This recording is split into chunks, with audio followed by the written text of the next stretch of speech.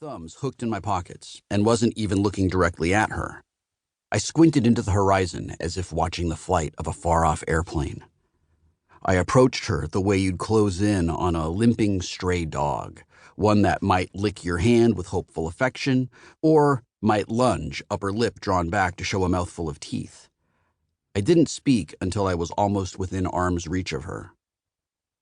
"Oh, hi, Mrs. Bukes," I said, pretending to notice her for the first time. "You okay?" Her head swung toward me, and her plump face instantly settled into a look of pleasant benignity. "Well, I've got myself all turned around. I walked all the way down here, but I don't know why. This isn't my day to clean." I hadn't seen that one coming. Once upon a time, Shelley had mopped and vacuumed and tidied the house, 4 hours every Tuesday and Friday afternoon.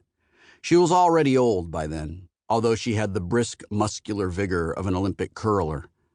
On Fridays, she left us with a plate of cake-soft, date-filled cookies, protected by a film of saran wrap. Man, those were some cookies. You can't get anything like them anywhere anymore, and no creme brulee at the Four Seasons ever tasted so good with a cup of tea.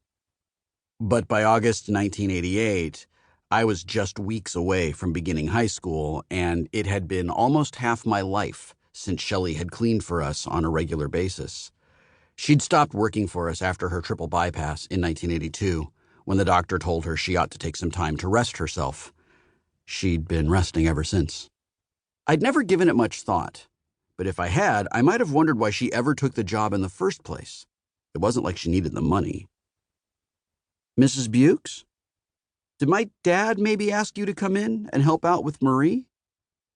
Marie was the woman who'd replaced her, a sturdy, not terribly bright girl in her early 20s, with a big laugh and a heart-shaped can, who provided imagery for my nightly sausage-pounding ceremonies. I couldn't imagine why my father might think Marie would need a hand. We weren't, as far as I knew, anticipating company. I'm not sure we ever even had company. Her smile faltered briefly. She shot one of those anxious looks back over her shoulder, down the road. When she returned her gaze to me, there was only the faintest trace of good humor on her face, and her eyes were frightened. "I don't know, bucko. You tell me. Was I supposed to clean out the tub? I know I didn't get to it last week, and it's pretty dingy." Shelley Bukes pawed through her cloth tote, muttering to herself. When she looked up, her lips were squeezed together in an expression of frustration. "Piss on it. I walked out of the house and forgot the fucking Ajax." I twitched, could not have been more startled if she'd pulled open that trench coat and revealed she was naked. Shelley Bukes wasn't anyone's idea of an uptight old lady. I had a memory of her cleaning our house in a John Belushi t-shirt, but I had never heard her use the word fuck.